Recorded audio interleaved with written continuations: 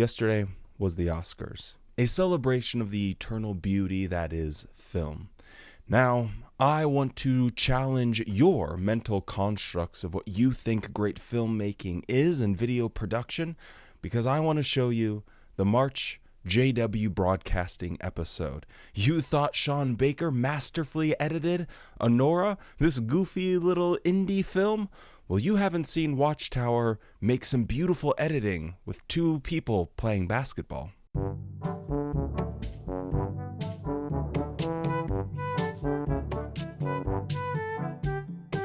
And you thought Flow was a captivating visual masterpiece? Well, you haven't seen Watchtower's art department yet. I spoke with my mom about what I should do. She helped me to think about some of the dangers I would be exposed to at university, things that could endanger me in a spiritual sense. And maybe you were at the edge of your seat as a Palestinian filmmaker and an Israeli journalist took to the stage to accept an award for Best Documentary Film in no other land. But that won't have you at the edge of your seat, like David Splane talking about their building projects. What about our building projects? Ramapo? Why do we need Ramapo? Armageddon's coming. The only thing that the Oscars and this broadcast do have in common is the music. I'm going to come out and say it. I thought that the James Bond tribute was not very good. Didn't think it was super great. But, let's move past that and talk about my favorite movie of the Oscars, Emilia Perez. I would rather shave my nutsack with a rusty potato peeler than watch that movie again. That was terrible. And yet somehow, some way, it won for a best song. And I guess Watchtower, they are trying to take a foray into replicating the success of the baffling success of this movie by making their own music videos, by showing an old guy painting a tiger.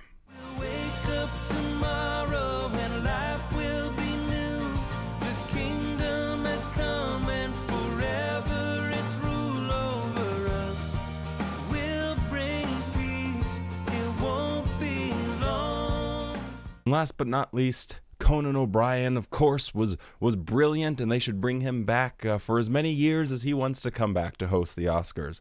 But for the host of the JW Broadcasting, we get an even grander specimen of comedic timing. Someone who licks their lips in the most obnoxious fashion possible. Joel Delringer. I can't even remember his name. Welcome to the JW Broadcast. Let's do this.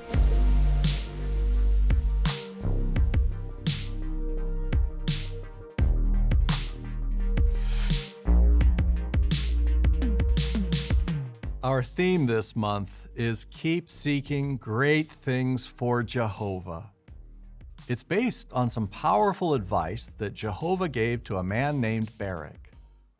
Why was Barak feeling like that? Was he getting tired of his assignment? Or perhaps the circumstances in which he had to perform it? What reason did Jehovah give for Barak's feelings? It was not the assignment itself, or even his circumstances. In verse 5, Jehovah said, "You are seeking great things for yourself." Think about that. It was Barak's own view of what seemed great or most important. For a time, he was focused on seeking great things for himself. Was it a desire for fame or prestige? Was he sensing that his support for God's prophet was putting at risk his position and career? Or did the great things have to do with getting more money, property, or some material possessions? Barak, be realistic. A divine judgment is coming. Everything that seems so stable will be uprooted. Material things, property, money, or a prominent career, it's all temporary. Seeking those things is dangerous. You have some things that are just absolutely necessary. Somewhere to sleep, food to eat, basic things like that. And then you have extra ancillary things that can bring you happiness. Video games, gardening, travel, whatever the case might be. And in order to maximize your happiness in life, trying to minimize the time it takes to acquire those basic necessities, giving you more time to explore the things that make you happy. Now, if you really want to break the magician's code here, being able to do something that brings you happiness that you really love and enjoy, while simultaneously that thing helps provide for those necessary things in life. Wow, boy howdy, you are on the right track right there, because it makes work a lot less miserable. Now, a basic tenet of this equation here, if you want to even call it that, this notion, is having those basic necessities met is just stability. That provides stability. It doesn't feel like you're on a rocking ship. You're like, okay, those things are taken care of. Deep breath. Now you can look at trying to grow and maximize the other parts of your life where you can find and derive joy. Now, when Watchtower looks at people's lives and they see this, they think to themselves, no, we don't want people to have that stability. We don't want them to have a career that's satisfying, that helps, or advancing career that, as your career advances, hypothetically, you'll spend less and less and less time caring for those basic necessities. Watchtower says, nah, we don't like that very much. What you're pursuing that? Oh, you want to own property? What the heck are you talking about? Why don't you want to have housing insecurity for the rest of your life? So they're looking at people's lives and they are a parasite. They are just a parasite because they are looking at individual Jehovah's Witnesses and saying, hey, what can you give to the organization? As if God needs anything. What does God need? Does he need you to do anything more? Like, spirituality, as I've come to understand it from talking to a lot of different people, is mostly like an internal thing that happens and an outward expression of those internal functions. But it's not like this whole long, eye-watering set of rules and times and schedules and all of this other stuff. It's mostly just like being a good person and internal feelings, right? So Watchtower hijacks people's spirituality and tries to squeeze as much activity as they can out of their members to do free work for an organization, a real estate company. And by doing that, and the suggestions that they make and how they poo-poo and have this ridiculous idea, okay, well, let's use this biblical example of someone that had to be corrected because they were seeking things for themselves. They're talking about that. Seeking things for yourself is adding stability and security to your life. Wow. Imagine if he came up and said that. Oh man, can you believe this horrible guy was seeking security for himself? It's ridiculous, right? He wanted stability. Oh man, can't have any of that. So when you peer beyond like what they're actually saying and the actual mechanics of it and how it works in the Jehovah's Witness culture, it's really parasitic how this organization tries to trick people into doing free work for them while denying themselves happiness and pleasure that they can experience. Jehovah wants me and others to survive the coming calamity. And that's what I want.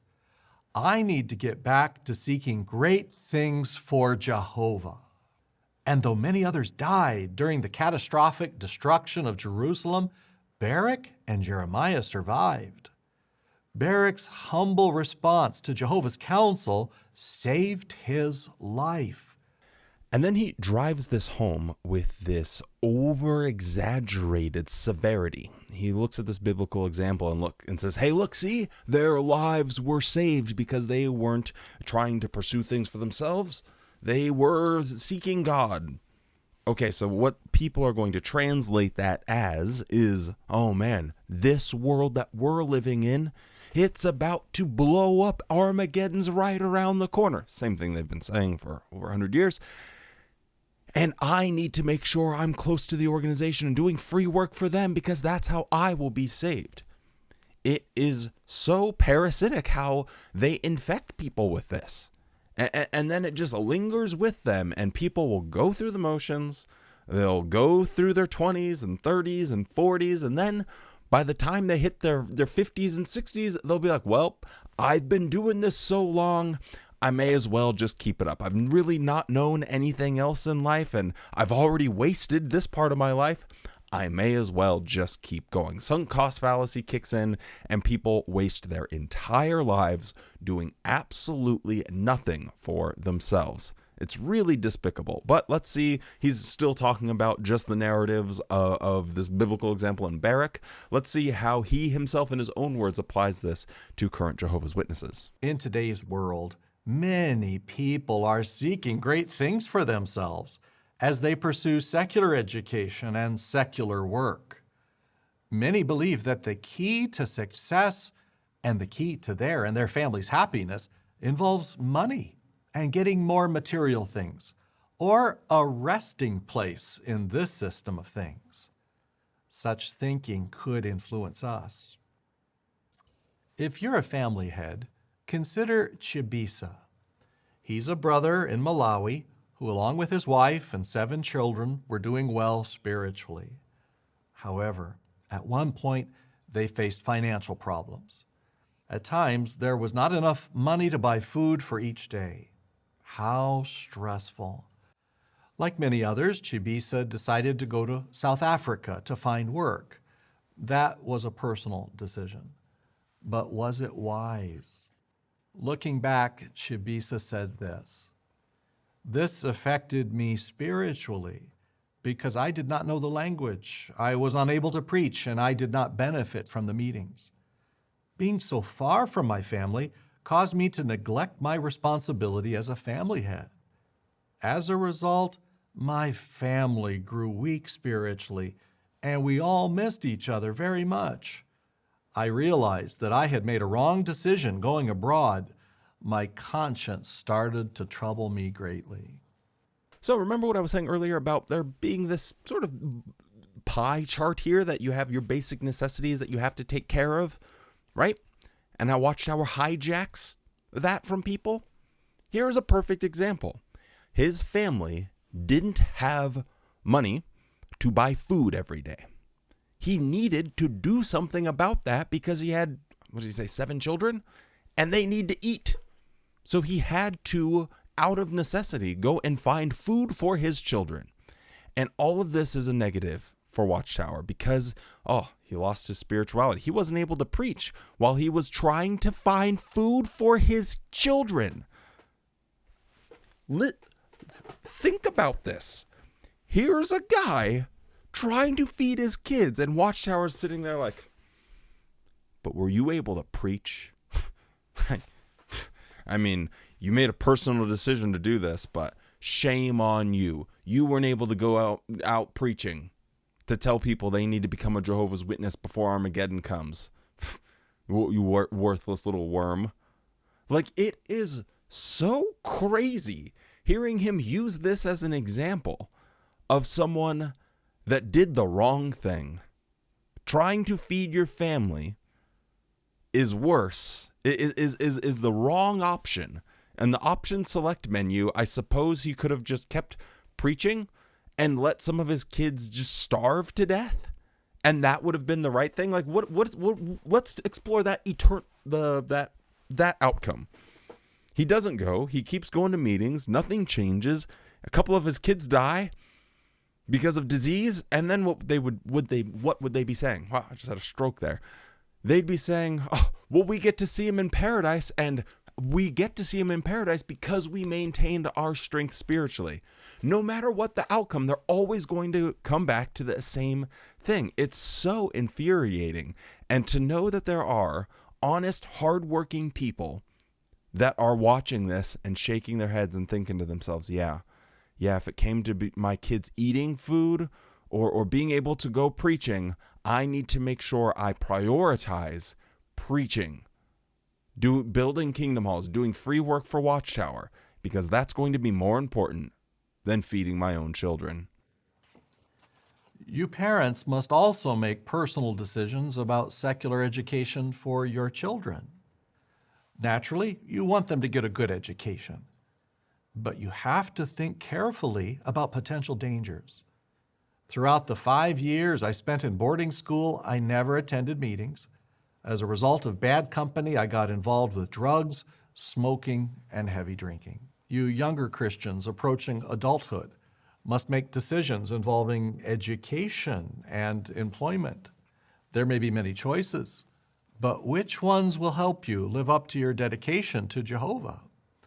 Happily, through the Bible and spiritual instruction from the faithful slave, Jehovah helps us make better choices in personal areas of life, such as those involving secular education and secular work. So, my hot take from a few months ago that they would shut their trap about people going to university, well, that couldn't have been more wrong. Definitely missed the mark on that one. I kind of could envision a world where, at least culturally, they stopped talking about it so much. But it would appear that the new meta when it comes to this is going to be really emphasizing. I think he said it, I don't know how I edited it, or how it'll be edited, but I think he said in there like 3 or 4 times that people made a personal choice. Parents make a personal choice. This young person made a personal choice. So they really want to make sure that outsiders, governments or whatever, understand that Jehovah's Witnesses have an individual choice when it comes to the education of their children. The governing body isn't telling them what to do. It's not advising them at all, but it kind of is advising them, and it's always going to paint university in a negative light. That's where you're going to be pregnant, you're going to get someone pregnant, you're going to get involved with drugs, and you're going to get involved with heavy drinking, and you won't be a Jehovah's Witness anymore. Which means if you do that, you're going to lose all of your family. So do you want those things to happen? Do you want to be by yourself? Be puking up from all of the drugs and alcohol that you're consuming? I didn't think so. So, Timmy, don't you really think that you'd rather work as a barber or something? Anyway, the point is I think that this will just continue to be how Watchtower tries to move away from some of their more stringent policies.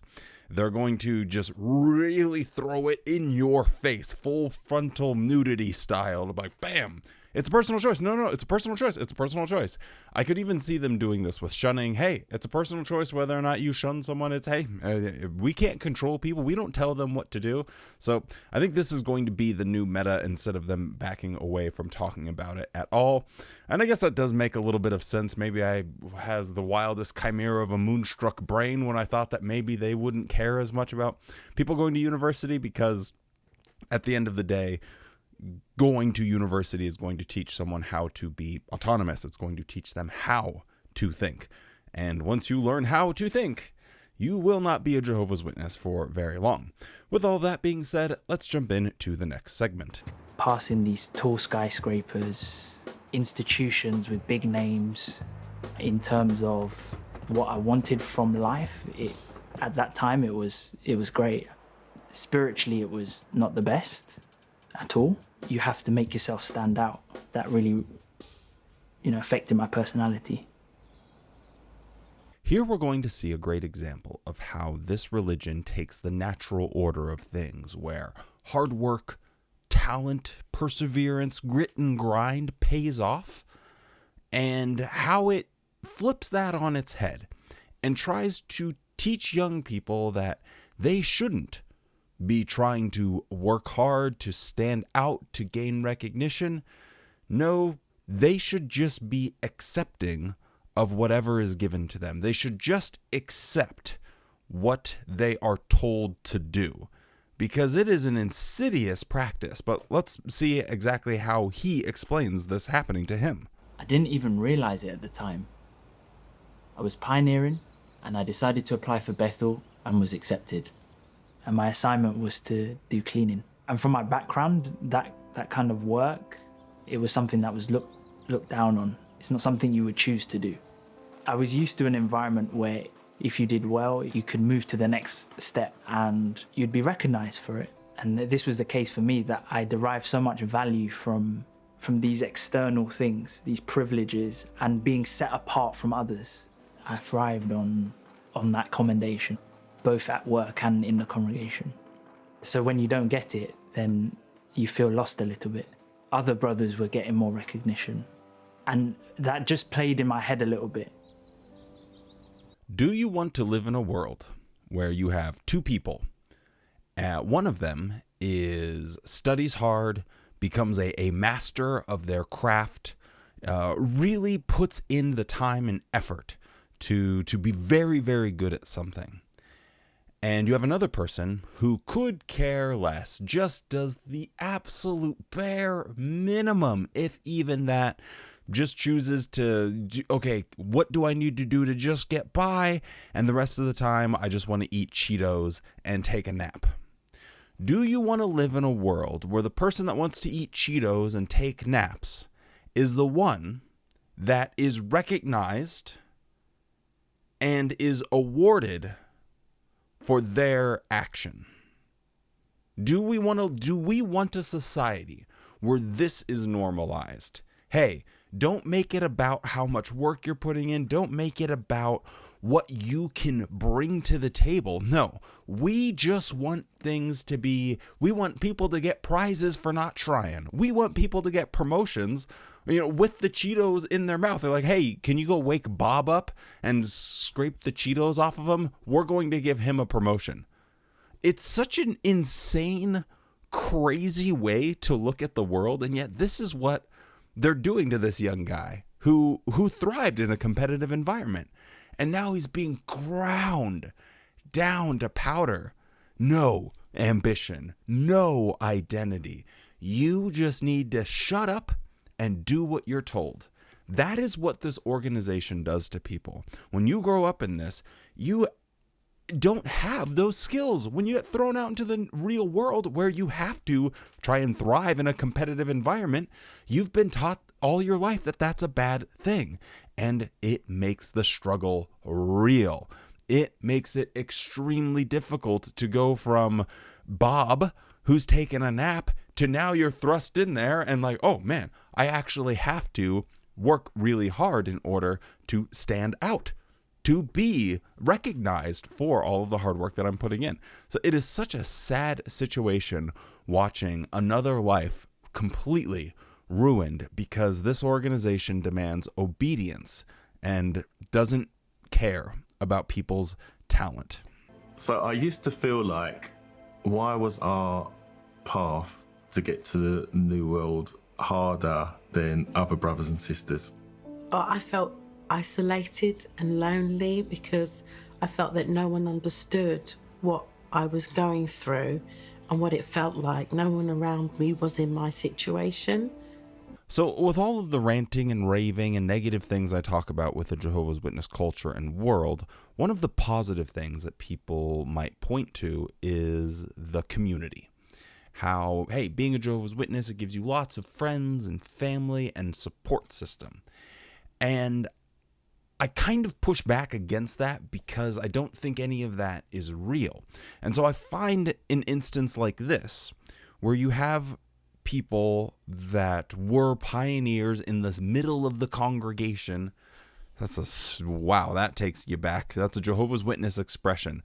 Within any given congregation, there's people that are considered in the middle, the pillars, people that are very strong spiritually, and people that are considered outside or on the fringes of the congregation. And they're kind of weak spiritually. You don't want to hang out with them on Friday night. You're not really sure what they might be getting up to. So these people were someone that you'd consider in the middle of the congregation. I have to explain this goofy expression. Anyway, and now that they've gone through this, now they feel isolated and lonely because their situation, through no fault of their own, has changed, even though they had a desire to do everything that they wanted to do previously from a spiritual Jehovah's Witness perspective, but they couldn't. And I just found it really interesting that their takeaway from this and how they're talking about it and relating their experience was they felt lonely and isolated. The one positive thing that you're supposed to have when you're a Jehovah's Witness is that overwhelming love bombing and sense of community. But I don't think that really exists. I think it's all a facade Because unless you are exactly like the person next to you, doing the exact same things, living the same life, if there's any glitch in the system where you have to operate a little bit differently, you kind of feel isolated because you're not like everyone else. And Jehovah's Witnesses are trained to be clones. And so when someone, despite their desire to want to still be a clone, but they just can't because of circumstances, they immediately feel isolated.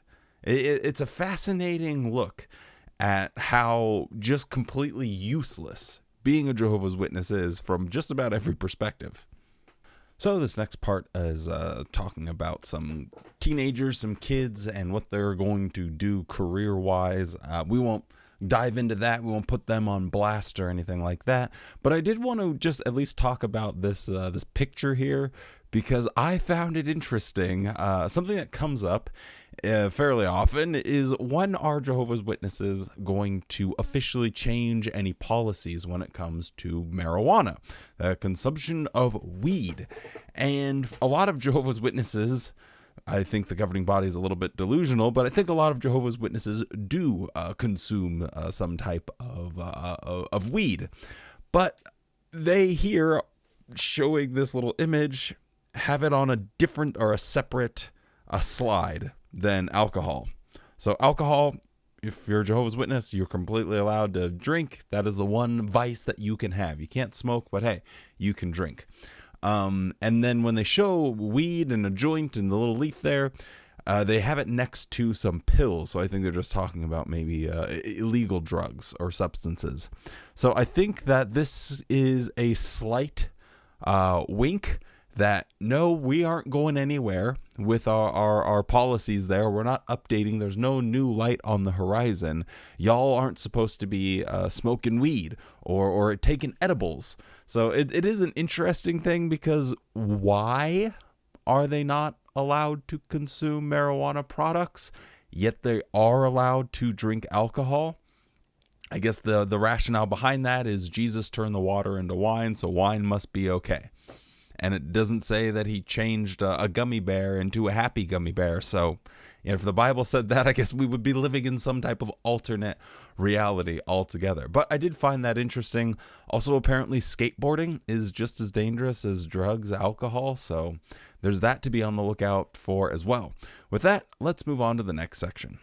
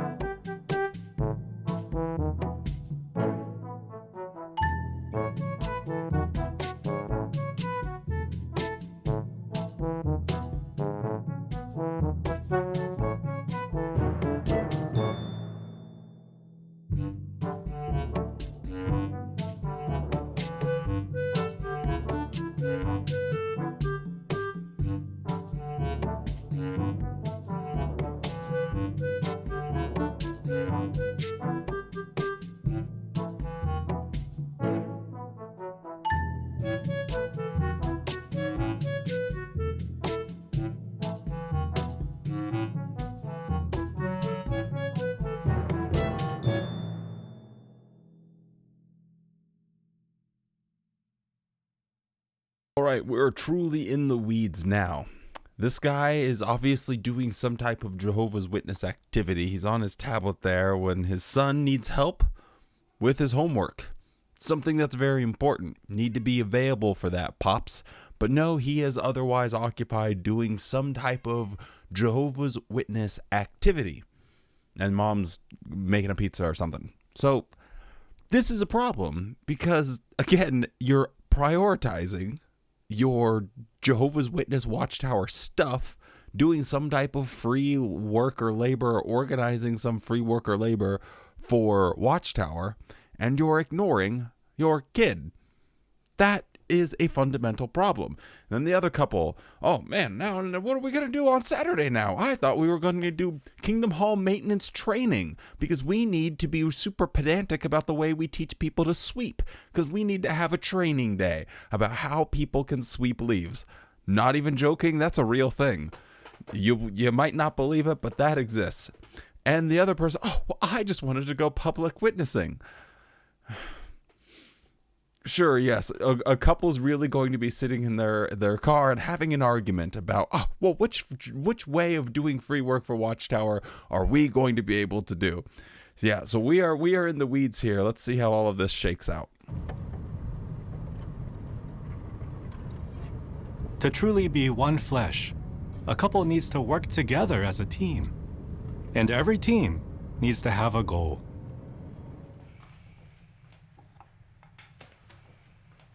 Your goal should be to have a loving relationship, not just a lasting one.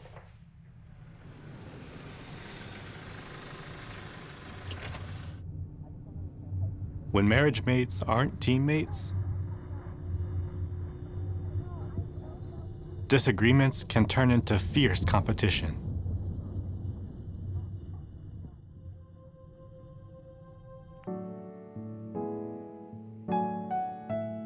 Create a plan together that you can both work toward.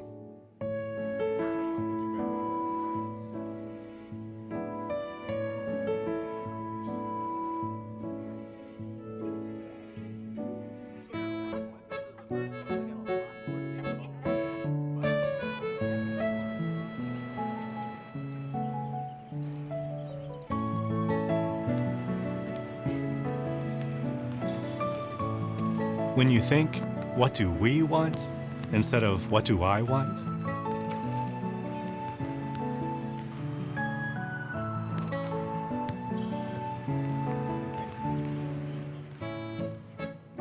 And you pray, discuss your roles, and make a plan, you can have a happy marriage as a team. So I just wanted to include this here because this montage was just so silly and goofy, and the editing was just so god-awfully bad. But the interesting part about this is how, I cut a bunch of it out, but they don't give you any actual, like, real solutions. Assuming that you are someone that is reasonably well organized with your time and you have a basic understanding of how to communicate with another adult, most of the challenges and things they bring up are nothing burgers. And the solution, if it is the case that, man, you just don't have enough time in the day, you have to cut something out. Like, there's only 24 hours in the day. I got to eat, I got to sleep, I got to work. Something has to give. And a lot of people, that's going to be when real problems come up. When it's just like, okay, well, what are we going to cut out of the schedule? The solution at that point is usually going to be, hey, why don't we cut out excess things like doing free work for Watchtower? That's going to solve almost all of the problems that will come up because it's going to give you the most precious thing to anyone: time. It is the most valuable resource that you possess, your time. And so it's just really funny how the solution to their problems that they're facing, I mean, they don't really have like big that they present here, but it's at the end of the day, you can't just make it up and be like, well, we prayed about it, and then all of a sudden there was 26 hours in the day. It's like, no, you prayed about it, but still 24 hours in the day. So what do you still got to do something. You still have to cut something out. Anyway, I thought this was pretty entertaining, but I want to talk about what I found to be the most interesting thing in this entire broadcast, and that is a talk by David Splain. Now, I won't bore you with the actual build up to the interesting part here in the talk. He's giving the example of Jacob and Esau and what their parents did and who liked who more. It doesn't really matter. Let's just jump in right to the application of all of the yapping that he did for 5 minutes previously. Well, now the application. Would it be possible for us to get in the way when Jehovah decides to do something, or when he approves a project that maybe we don't agree with? It could happen. The organization suggests a new way to carry out the preaching work. We tell our service group, that'll never work here. Maybe it'll work somewhere else, but not here. We're different. What about our building projects? Ramapo? Why do we need Ramapo? Armageddon's coming. In the late 40s, when the decision was made to expand world headquarters at 124 Columbia Heights, a few of the brothers took a dim view. Why spend the time and the money so close to the end? Then in 1953, at the business meeting of the Watchtower Society, Brother Noah read a letter from a sister. Now, just for context, this is 1953, and in those days, as I well recall, some thought that Armageddon was going to come 40 years from 1914. We were doing a lot of counting back then. So this sister writes to Brother Noah and says, why are you spending all this money on building projects when Armageddon could come in 1954? So the actual issue that people would be raising is not exactly as he's presenting it. What they are asking is, why is it okay for the organization to plan for the future when I'm being told that I have to deny my future, my personal future in this system of things? I can never build a solid foundation, give my life stability and therefore more happiness and joy, give myself more time to do the things that I want. That might even be later on pursuing doing more free work for you. Why is it that the organization can plan for their future when the end is right around the corner, and yet I have to live my life by denying any of the plans I might want to make for the future because the end is right around the corner? It is a duplicitous thing they do between what they tell Jehovah's Witnesses to do and what they practice themselves. That is the real issue here. That's the real problem when Jehovah's Witnesses are looking at this and say, why do we need a new 500 million, or I can't remember the estimate. I don't think it was 500 million. I think it was something like 200 estimated. $200 million movie studio. We already are inundated with videos all the time. Our entire conventions are just video productions. We just built the one in Australasia where we have this whole little city where now instead of getting new dramas with interesting subjects, we're just going to get Jesus dramas for the next 7 or 8 years of my life. Cool, great, super. Why do we need more video production capabilities? It doesn't make any logical sense. So instead of answering that question honestly, they try and address it this way. Well, if we'd listened to her and others like her, where would we be today? Still back at 124 Columbia Heights. Speaking about our building programs, Brother Noah once made a very profound statement. It's simple, but it's profound. He said, we're going to keep building. Let Jehovah stop it if he doesn't agree with it. I think he could do that, couldn't he? So this is people's lives, David's explained. When you look at the organization and you say, I mean, if we listen to that lady, where would we be right now? We'd still be in that old, rusty, broken down building. Look at the organization we have now, baby. Those are people's lives. Because they reverse the situation, David. They have listened to you, and now they are living in the old 124 building. Metaphoric. They are now living this sort of, oh man, that's so ridiculous. It's almost hilarious to think that we would have never grown. We would have just stayed exactly where we're at, waiting for the end. It's so silly. People have been doing that. People have not been growing. Not internally as a person, and not externally with trying to progress in their life and improve their lives. They have been stuck in the old Watchtower building that you find so funny. You find it hilarious, the idea that that someone would just be stuck all the way back in 1954. Brother, you have forced people to be stuck back then. Well, if we'd listened to her and others like her, where would we be today? Still back at 124 Columbia Heights. You have ruined their lives, as you recognize this would ruin the organization. You have ruined their lives. A level of mental that's such a hackneyed expression, mental gymnastics. But the mental pathways that this guy has to create and all of the roadblocks that he has to circumnavigate of basic logic and empathy and understanding in order to say this crap is truly unbelievable. It is unbelievable he can be so smug, so condescending, and so sure of himself.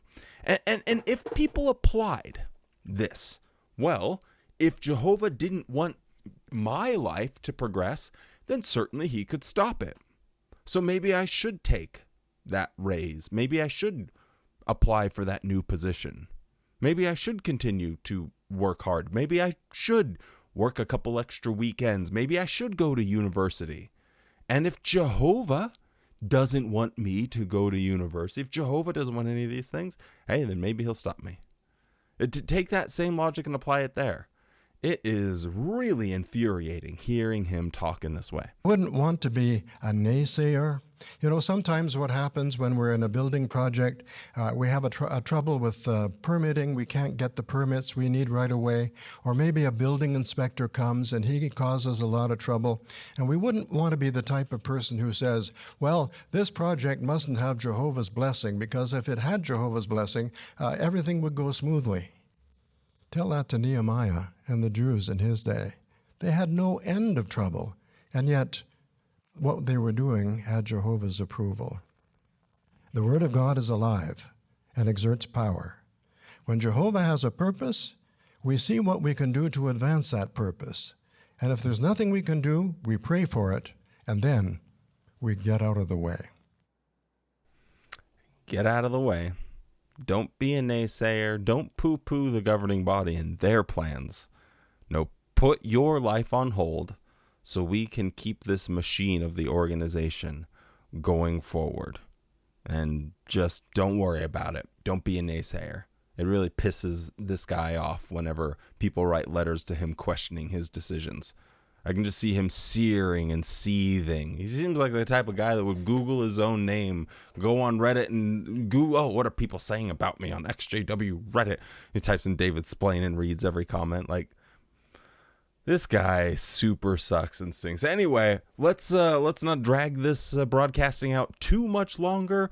We are at everyone's least favorite segment, the music video. Time keeps on ticking, the years seem to fly. I'm not getting younger from pain I can't hide, but I know, oh, it won't be long.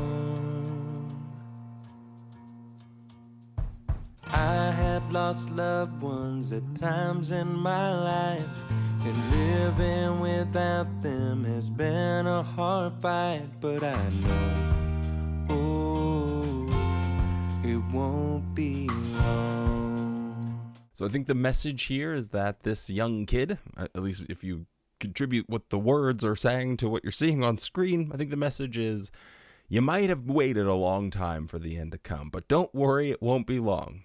And then you're telling some poor sod who's been waiting for it his entire life and is about to see he's now like in his 80s or 90s, and he's just still saying it to himself. It's not going to be long. Oh, my sciatica. Well, you know, the paradise right around the corner. I'm sure it won't be long now. Anyway, as we get to the chorus here, funnily enough, I've been working on a longer video doing a tier list of every single music video, which is a daunting prospect, but that'll be coming out here pretty soon. I recognize this song because it sounds very similar to another one I had stuck in my head for about 3 hours. So let's play them back to back. And I will wake up tomorrow and life will be new. We need to set time aside for what's most important. Prayer kingdom has come and forever its rule over us will bring peace. It won't be long. Prayer, study, and godly devotion make Jehovah real, 'cause that's really what matters. Ding ding ding. That's That's the way theirs goes. Ours goes ding, ding, ding, diggy, ding, ding, ding, ding, ding, ding, diggy, ding, ding. That little bitty change. It's not the same. And I will wake up tomorrow and life will be new.